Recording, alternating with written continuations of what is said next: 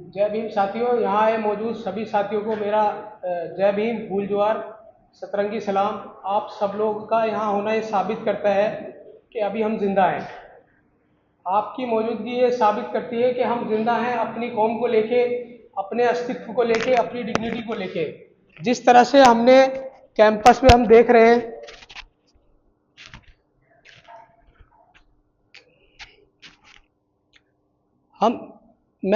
मेरा नाम शुएब है। मैं सेंट्रल पैनल से बापसा का उम्मीदवार हूं इस बार जेएनयू इलेक्शन में। आप सबको जय भीम, फूल जोहार, सतरंगी सलाम। मैं आप सबको बताना चाहता हूं कि किस तरह से जेएनयू के अंदर बापसा का स्ट्रगल रहा है। पिछले 11 सालों से बापसा जेएनयू के अंदर क्या कर रहा है, जेएनयू में क्यों हम लोग बापसा क्यों अपनी आवाज को बुलंद करता है हर बार, बापसा में क्यों हमें आना चाहिए, बापसा के स्ट्रगल में हमें क्यों जुड़ना चाहिए, बापसा क्यों जेएनयू में होना चाहिए, इसके रीजन मैं आपको बताना चाहता हूं। हम देखते हैं लेफ्ट और राइट में आज जो जय भीम का नारा लगाते हैं, बोलते हैं जय भीम, फूल जोहार, जय भीम, लेफ्ट वाले लगाते हैं, राइट वाले लगाते हैं, वो इसका नतीजा है बापसा। अगर बापसा यहां नहीं होता तो बादशाह अगर यहां नहीं होता तो मुझे नहीं लगता वो लोग ये नारा लगाते, क्योंकि उनके माइंडसेट को हमने देख लिया लाइब्रेरी की डेस्क पे। उनका दिमाग, उनका ब्राह्मणिकल माइंडसेट, उन्होंने लाइब्रेरी की बुक्स उस पे डेस्क पे लिख दिया कि हम किस चीज को मानते हैं, हम एक समाज से कितनी नफरत करते हैं। उन्होंने उसको उस बाबा साहब अंबेडकर की लाइब्रेरी में बैठ के उनकी कम्युनिटी के खिलाफ, उनकी हिम्मत इतनी ज्यादा है कि उनकी कम्युनिटी के खिलाफ लाइब्रेरी में लिख रहे हैं। वो उस लाइब्रेरी, उस यूनिवर्सिटी में जिसको जेएनयू के नाम से जाना जाता है, जिसको ये कहा जाता है कि जेएनयू जो हिंदुस्तान के अंदर एक यूनिक एग्जाम्पल है जो कि प्रोग्रेसिव है, वहां पे दीवारों पे वो लिखते हैं कि दलित भारत छोड़ो, चमार भारत छोड़ो। कितने शर्म की बात है। ये जाहिर करता है कि उनके दिमाग में वही हजारों सालों की जो प्रैक्टिस वो कर रहे हैं वो आज भी बरकरार है, वो आज भी वैसी की वैसी है, वो बदल नहीं रही है। वो दिमाग में उनके बच्चों के, उनके पूरे परिवार के यही है। वो यहाँ पे आते हैं, प्रोग्रेसिव के नाम का चोला पहनते हैं, उसको दिखाते हैं कि हम तो लेफ्ट हैं, हम प्रोग्रेसिव हैं। जब उनसे आप बात करोगे दलितों की, आदिवासियों की, मुसलमानों की, तो कहीं ना कहीं उनके दिमाग में वही भरा हुआ है, कम्युनल माइंडसेट उनका है, कास्टिस्ट उनके दिमाग में भरी हुई है। वही जैसे राजरतन ने बोला कि पहला सरनेम वो पूछेंगे आपसे कि आप कहां से हैं। आप एबीपी देख लीजिए, आप लेफ्ट देख लीजिए, हमने देखा आप यूनियन में भी चुन के आ जाते हैं, तभी भी आप ही को मारा जाता है। आप यूनियन में वाइस प्रेसिडेंट है, आपका नाम मनीषा है, आपकी मेरिट पे क्वेश्चन करा जा रहा है। इतना ज्यादा उनके दिमाग में भरा हुआ है। वो ये कह रहे हैं कि आपकी औकात नहीं है हमसे बात करने की। कोई उनको ये बताए कि तुम्हारी क्या औकात है। तुम्हारे बाप दादाओं ने जो अंग्रेजों के तलवे चाट के यहां तक तुम लोग हमें 100 साल का इतिहास बता रहे हो। जिन्होंने पूरे देश को आजाद कराने में कौन था? ज्यादातर बहुजन समाज के लोग, सारे वही लोग थे जो देश को आजाद कराने में शामिल थे। ये लोग तो अंग्रेजों की गुलामी कर रहे थे, सरकारी नौकरी कर रहे थे अंग्रेजों की। पूरा इतिहास में लिखा हुआ है। आरएसएस का इतिहास आप देखिए, क्या करा आरएसएस ने? कुछ नहीं करा, अंग्रेजों के तलवे चाट रहा है। आज वही आरएसएस जो है इन इंस्टीट्यूशन पे कब्जा कर रहा है। जितने भी सोशल, पॉलिटिकल या जुडिशरी में आरएसएस घुस गया है। हम देखते हैं जब शर्जिल इमाम, उमर खालिद और जितने भी पॉलिटिकल प्रिजनर हैं, उनके बेल सुप्रीम कोर्ट में जाती है तो with in 2 minutes, high court में जाती है तो विद इन 2 मिनट्स में वो बेल नॉट ग्रांटेड बोल देते हैं, क्योंकि उनका नाम ये बताता है कि शर्जिल इमाम है, ये मुस्लिम है, शर्जिल इमाम है, उमर खालिद है। उनको इसी बात की सजा है कि आप मुसलमान हैं।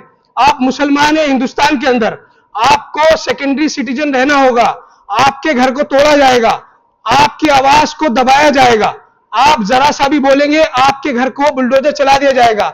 हम देखते हैं बरेली में क्या हुआ। बरेली के अंदर सिर्फ यह कहना जुल्म हो रहा है कि भाई आप आई लव मोहम्मद बोल रहे हैं, जो कि बाबा साहब के कॉन्स्टिट्यूशन में रिटर्न है, आर्टिकल 19 में, आर्टिकल 25 में, कि right to profess, right to practice of the religion.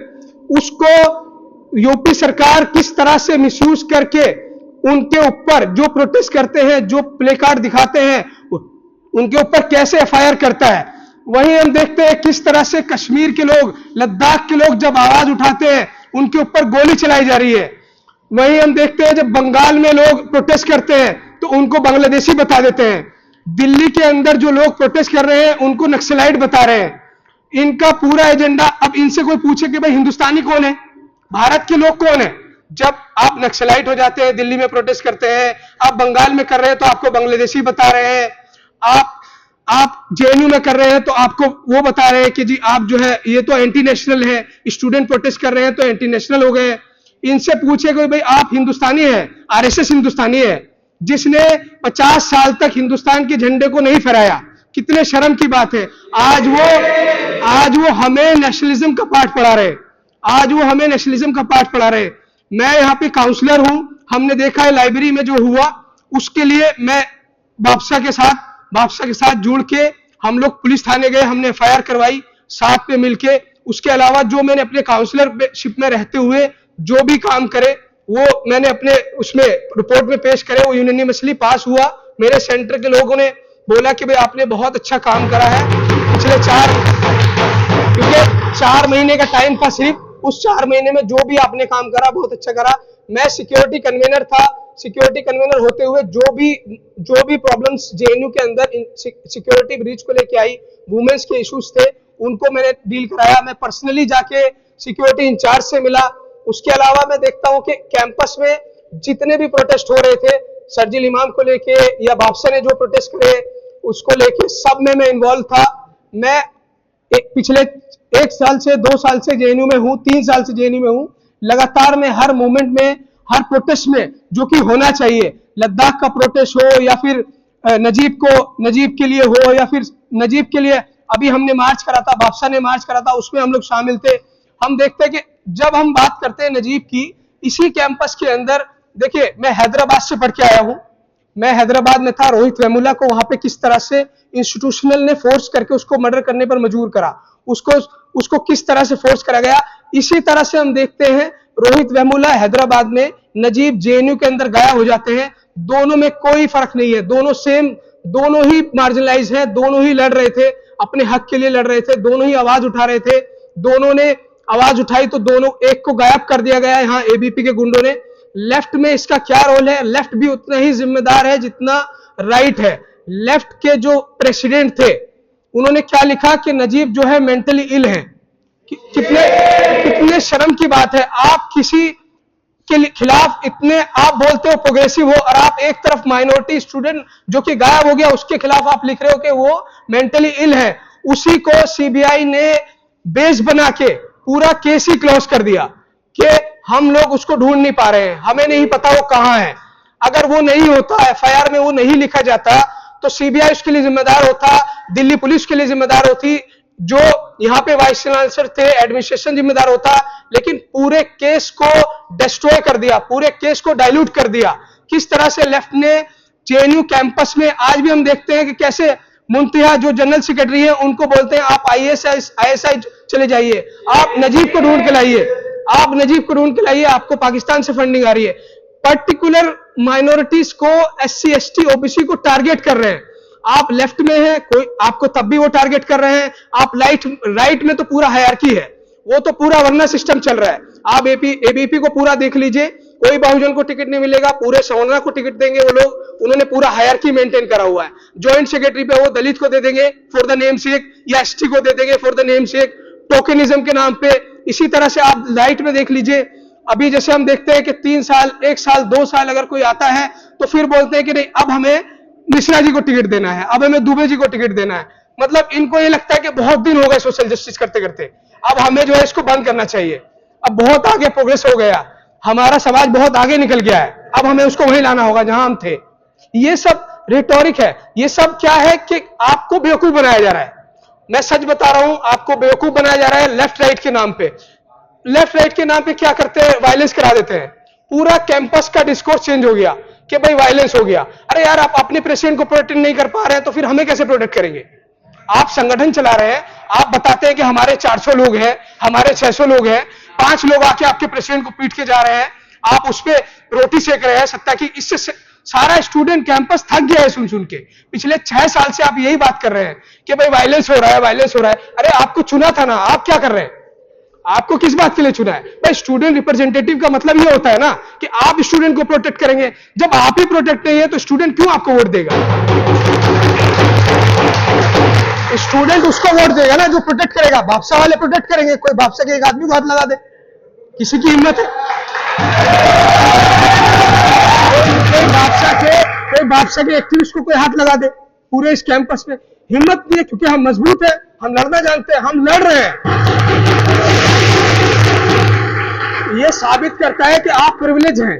हम लड़ रहे हैं, हम जमीन से उठ के आए हैं, हम लड़ते हुए यहां तक पहुंचे हैं। हमारा संघर्ष, हमारा होना ही साबित करता है कि हम इतने बड़े इंस्टीट्यूशन में बैठ के बात कर रहे हैं, आपसे आंखें से आंखें मिला रहे हैं, आपको चैलेंज कर रहे हैं। ये लोग मेरिट पे क्वेश्चन करते हैं, इनकी औकात नहीं है, इनकी औकात नहीं है। मैं बता रहा हूं आपको, इनकी अगर सेटिंग नहीं हो तो एक का एडमिशन ना हो।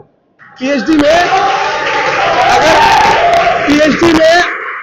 में इनकी अगर सेटिंग ना हो, ये फॉर्म ना करवाएं तो किसी का एडमिशन ना हो।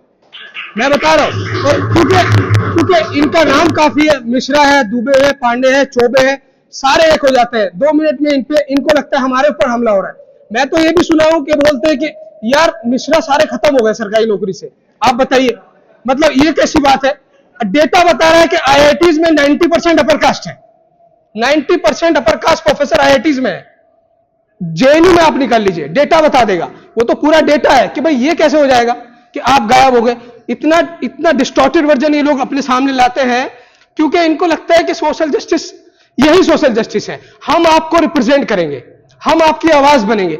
अरे हमें अपनी आवाज बनने दीजिए, हमारा दर्द हम बताएंगे, हमारा दर्द हमें सुनना दीजिए। हमारे लिए यहां खड़ा होना, हमारे लिए यहां आना ही बड़ी बात है। हमारे लिए ये लड़ाई हमारी लड़ाई है और हमें अपनी लड़ाई लड़ने दीजिए। आप क्यों हमारे माउथपीस बनेंगे? आप लेफ्ट में भी है, आप राइट में भी है, इधर भी मलाई खा रहे हैं, उधर भी मलाई खा रहे हैं, आप दोनों तरफ से मलाई खा रहे हैं। हमें क्या? हमारे लिए आप बोलेंगे अरे वोट दीजिए, आपको हम बचा रहे हैं। अरे आप अपने आप को नहीं बचा पा रहे हो, हमें क्या बचाओगे? सच बात तो यही है ना। सारे स्टूडेंट कम्युनिटी में यही है कि यार आप क्या कर रहे हो? कुछ नहीं कर रहे हो। आप पूरा बेसलेस रिटोरिक चला रहे हो, left right left right left right. Student पक गए, सुन के पक गए कि यार लाइब्रेरी की छत गिर रही है, उसको कौन ठीक कराएगा? लाइब्रेरी में सीट नहीं है, उसको कौन लेके आएगा? रिजर्वेशन पॉलिसी फॉलो हो रही है नहीं हो रही है, इनको कोई मतलब नहीं है। 1 नंबर मुझे मिला, मैं आपको बताऊं, मुझे 1 नंबर मिला। ICAS पे मुझे 1 नंबर दिया। मैं बोला यार ये कैसे हो सकता है?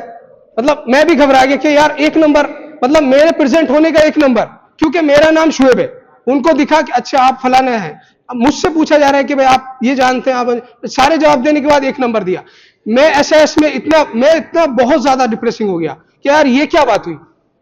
इस तरह से वाइवा में आप सोचिए, जो मार्जिनलाइज, मेरे लिए तो फिर भी कुछ हद तक वो मेरा एडमिशन हो गया, उनका क्या होता होगा जिनको 1 नंबर 2 नंबर, वो कैसे जस्टिफाई करेगा? उस बच्चे की फीलिंग को क्या होगा जो पहली बार दिल्ली में आया अपने गांव से उठ के? देखिए मैं सरकारी स्कूल से पढ़ा हूं, मेरी फैमिली में कोई पढ़ा लिखा नहीं है, मेरी फैमिली को यह भी नहीं पता है मैं इलेक्शन लड़ रहा हूं। अगर उनको पता लगेगा तो शायद वो मुझे बुला ले, कि डर जाएंगे कि यार तुम क्या करने लगे। मेरे फैमिली में कोई भी पढ़ा लिखा नहीं है, मैं अकेला हूं। मेरे भाई हैं, बहुत मजदूरी करते हैं, काम करते हैं। मैंने खुद मेहनत करके यहां तक आया, मैं खुद अपने आप से, किसी का कोई वो नहीं था। खुद JRF निकाला, खुद से मेहनत करी, SU गया, उसके बाद यहां पहुंचा। यहां पहुंचने के बाद इंटरव्यू दिया, मैंने 5 जगह इंटरव्यू दिया, मुझे एडमिशन मिला। उसके बाद फिर मैंने वहां उसमें इन्वॉल्व हुआ, लेकिन मेरे अंदर ये चेतना थी कि अपने लोगों की आवाज बनना है। जो भी मार्जिनलाइज है वो सारे मेरे हैं, वो मुसलमान हो, SC हो, ST हो, OBC हो। मैंने भापसा को इसलिए चुना क्योंकि ये मार्जिनलाइज की आवाज है, ये लेफ्ट राइट की बाइनरी में नहीं फंसा रहा है। मेरे पास ऑप्शन थे, लेकिन मैंने देखा ये सब बेवकूफ बना रहे हैं। कोई संगठन वाकई में अगर लड़ रहा है, बिना यूनियन के लड़ रहा है, तो वो भापसा है इस कैंपस के अंदर।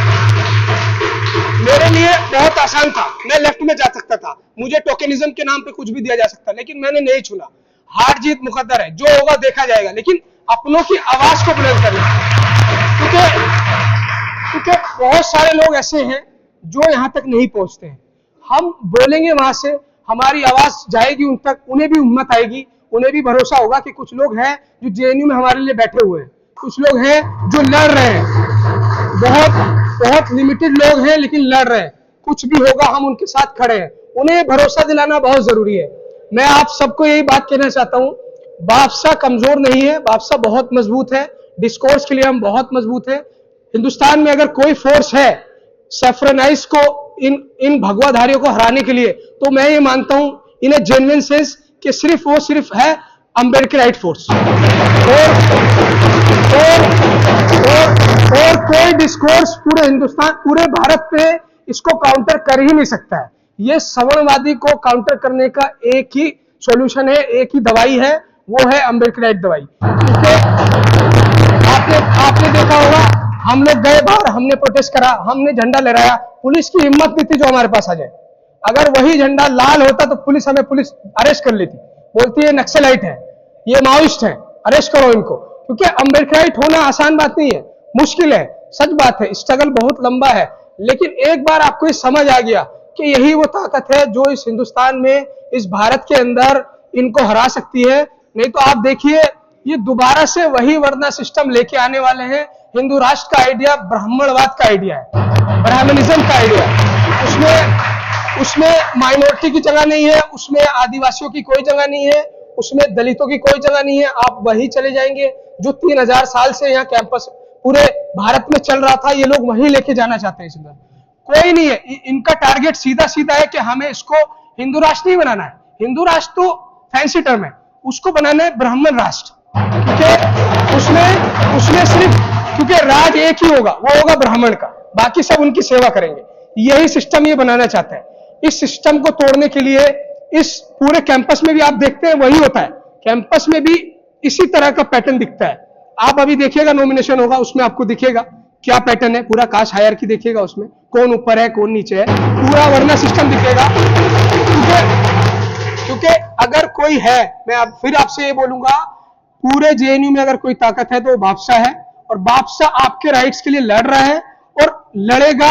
और अगर आप हम लोगों को सपोर्ट करेंगे, यूनियन में लेके आएंगे, तो हम इस एडमिनिस्ट्रेशन को बताएंगे उनकी औकात क्या है, उनकी औकात बताएंगे, और उस प्रोफेसर को भी बताएंगे जो इस माइंडसेट का है। उसको क्लासरूम में अगर वो किसी भी तरह की कास्ट हो, क्रीड हो, रिलीजन हो, किसी भी तरह का स्टेटमेंट पास करेगा क्लासरूम में, हम घुस के उसका गिरबान पकड़ेंगे, हम डरेंगे नहीं, क्योंकि वो बिल्कुल गलत है। हम ये 3000 साल के जुर्म, जो ये फासिज्म बोलते हैं ना कि फासिज्म वेस्ट में अभी आया है। हिंदुस्तान में फासिज्म 3000 साल से, हिंदुस्तान में फासिज्म 3000 साल से है, और वो 3000 साल से ये लोग उस पर गर्व करते हैं। आप सोचिए कितने शर्म की बात है। ये यहाँ पे बोलते हैं फासिज्म जर्मनी से शुरू हुआ, फासिज्म तो हिंदुस्तान से शुरू हुआ, फासिज्म हिंदुस्तान से ही शुरू हुआ। आपका हिस्ट्री निकाल लीजिए, आप पूरा हिस्ट्री, ये मिडाइवल हिस्ट्री पे ले जाएंगे आपको, एंशिएंट को गायब करा देंगे। क्योंकि इनको पता है हमारी हिस्ट्री कैसी है, हमने क्या क्या करा, हमने कैसे करा, किस तरह से हमने आदिवासियों की जमीनों को छीना, और आज भी ये डेवलपमेंट के नाम पे आदिवासियों की जमीनों को छीन रहे हैं। आप देखिए, अडानी को पूरा असम के अंदर पूरा विलेज 1 रुपए में दे दिया, पूरा विलेज। जज बोल रहा है यार ये कैसे हो गया, पूरा का पूरा डिस्ट्रिक्ट उसको दे दिया अडानी को, क्योंकि उनको अपने उस एजेंडा को फुलफिल करना है, अपने पूरे उसको हिंदुत्व आइडियोलॉजी को, ब्राह्मणिज्म को फैलाना है, उस पैसे से उसको ब्राह्मणिज्म को फैलाना है। मैं आप सबसे यही रिक्वेस्ट करूंगा, आप लोग बादशाह के साथ सपोर्ट करिए। हम लोग 4 तारीख को इलेक्शन है, कल हमारा नॉमिनेशन है, हम लोग नॉमिनेशन करेंगे, वहां पे भारी संख्या में आप लोग आइए। आप सबसे रिक्वेस्ट है, हमें इस बार आप जिताइए। मैं आपको यकीन दिलाना चाहता हूं, हम लोग लड़ेंगे और बहुत अच्छे से लड़ेंगे, और इनको बताएंगे कि हम लड़ना जानते हैं, हम छीनना भी जानते हैं, हम किसी से भीख नहीं मांगेंगे, हमारा अधिकार है, हमारा राइट्स है, हमारा पूरा राइट्स है, वो हम छीन के लेंगे और आपके हलक में से निकाल के लेंगे। आपकी हिम्मत नहीं है जो आप हमें डरा दो इस कैंपस के अंदर। जय भीम, आप सबको इनकलाब जिंदाबाद।